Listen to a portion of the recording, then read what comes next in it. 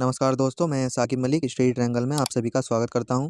दोस्तों, जैसा कि हम पढ़ रहे हैं भारतीय संविधान से संबंधित कुछ इंपॉर्टेंट टॉपिकों को, तो आज का हमारा टॉपिक है मौलिक अधिकार। जी हाँ दोस्तों, मौलिक अधिकार से बनने वाले जितने भी इंपॉर्टेंट प्रश्न होंगे वो आज इस क्लास में कवर करेंगे। अगर आप भी किसी भी परीक्षा की तैयारी कर रहे हैं, जैसे SSC GD MTS CHSL CGL या किसी भी स्टेट एग्जाम की तैयारी कर रहे हैं, तो ये क्लास आपके लिए बहुत ज़्यादा इंपॉर्टेंट होने वाली है। तो चलिए स्टार्ट करते हैं। पहला प्रश्न आपके सामने, मौलिक अधिकार संविधान के किस भाग में वर्णित है?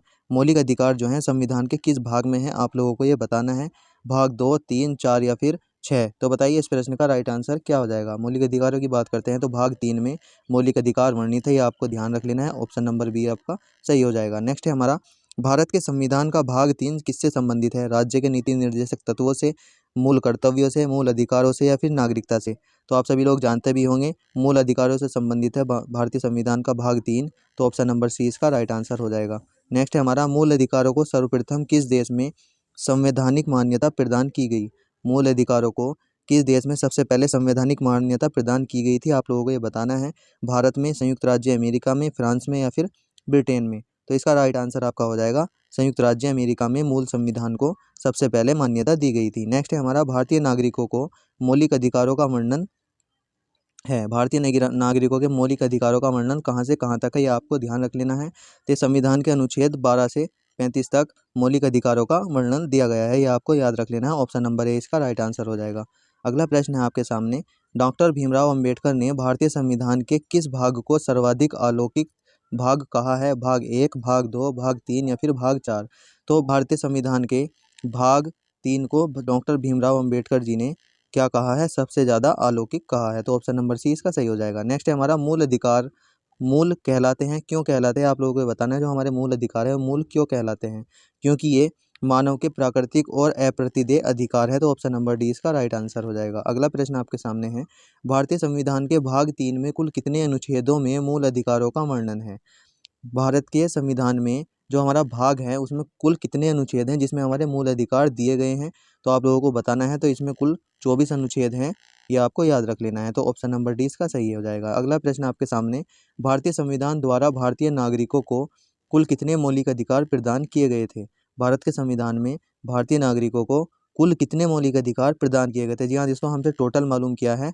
अगर हम टोटल की बात करते हैं तो हमें कुल 7 मौलिक अधिकार प्रदान किए गए थे, जो हमारे पास वर्तमान में सिर्फ 6 बचे हुए हैं। वो आपको मैं आगे बताऊंगा किस प्रकार से वो बचे हुए हैं। नेक्स्ट है हमारा, वर्तमान में भारतीय नागरिक को कितने मौलिक अधिकार प्राप्त हैं? तो 6 मौलिक अधिकार वर्तमान में प्राप्त है, ये आपको याद रख लेना है। नेक्स्ट है हमारा, भारत के संविधान में मौलिक अधिकार है क्या है? मूल संविधान का हिस्सा है, चौथे संविधान संशोधन द्वारा जोड़े गए थे, संसद द्वारा 1952 में जोड़े गए थे या फिर 42वें संविधान संशोधन द्वारा जोड़े गए थे? अगर मौलिक अधिकार की बात करते हैं तो ये मूल संविधान का ही हिस्सा है। तो ऑप्शन नंबर ए इसका राइट आंसर। अगला प्रश्न आपके सामने, भारतीय संविधान में न्यायालय में कौन प्रवर्तनीय है? नीति निर्देशक तत्व न्यायालय में प्रवर्तनीय नहीं है, प्रस्तावना नहीं है।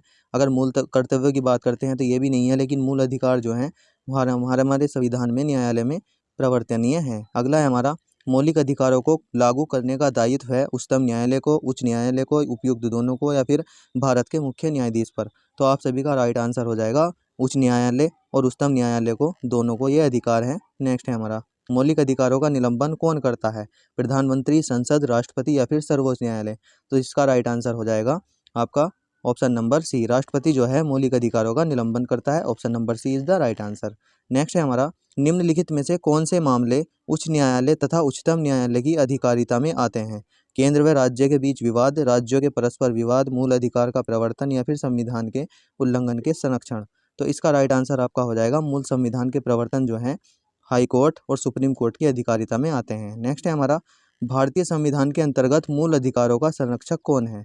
अगर भारतीय संविधान के अंतर्गत मूल संविधानों के संरक्षक की बात करते हैं तो न्यायपालिका जो है मूल संविधानों का संरक्षक हो जाएंगे। नेक्स्ट है हमारा, मौलिक अधिकारों का प्रमुख उद्देश्य है। अगर मौलिक अधिकारों के प्रमुख उद्देश्यों की बात करते हैं तो व्यक्तिगत स्वतंत्रता को सुनिश्चित करना मौलिक अधिकारों का प्रमुख उद्देश्य हो जाएगा। नेक्स्ट है हमारा, समानता का अधिकार भारतीय संविधान के किन 5 अनुच्छेदों में दिया गया है?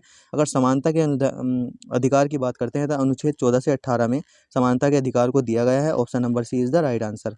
अगला है हमारा, विधि के सामने समानता या विधि के समक्ष समानता क्या है? आप लोगों को ये बताना है। नागरिक अधिकार है, आर्थिक अधिकार है, सामाजिक अधिकार है या फिर राजनीतिक अधिकार है।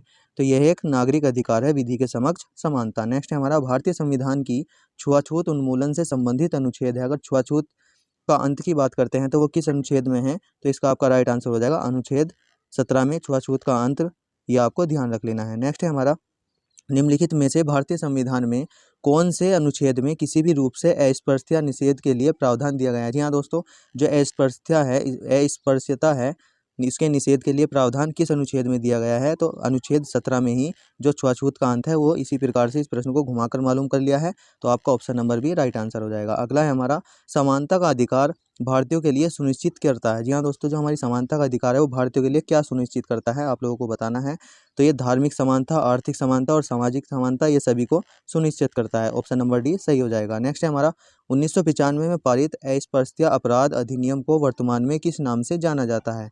तो इस प्रश्न का आपका राइट आंसर हो जाएगा दोस्तों सिविल अधिकार संरक्षण अधिनियम के नाम से हम इसको जानते हैं। Option number D is the right answer.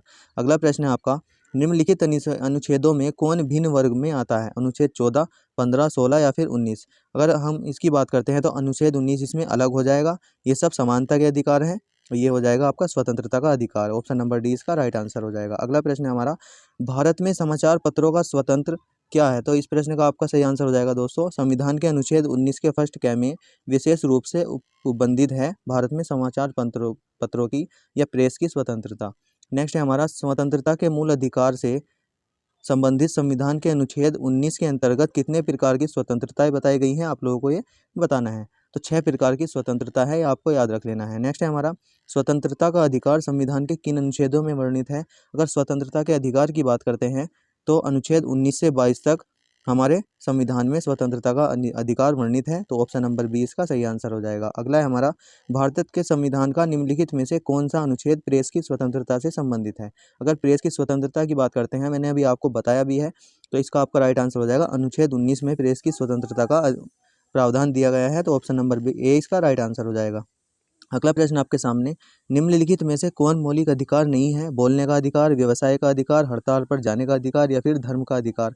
तो आपको बताना है इनमें से कौन सा मौलिक अधिकार नहीं है। तो इसका आपका राइट आंसर हो जाएगा हड़ताल पर जाने का अधिकार जो है हमारा मौलिक अधिकार नहीं है। तो option number C is the right answer हो जाएगा। अगला प्रश्न आपके सामने संविधान के किन अनुच्छेदों में शोषण के विरुद्ध अधिकार वर्णित है? जी हाँ दोस्तों, जो शोषण के विरुद्ध अधिकार है उसको बताना है वह किस किस अनुच्छेद में है। तो इसका आपका राइट आंसर हो जाएगा अनुच्छेद 23 और 24 में शोषण के विरुद्ध अधिकार के बारे में बताया गया है। Option number C is the right answer. Next है हमारा भारत के संविधान के अंतर्गत किस आयु के बालकों को किसी खान या अन्य संकट में सेवा में लगाए जाने का प्रतिषेध है?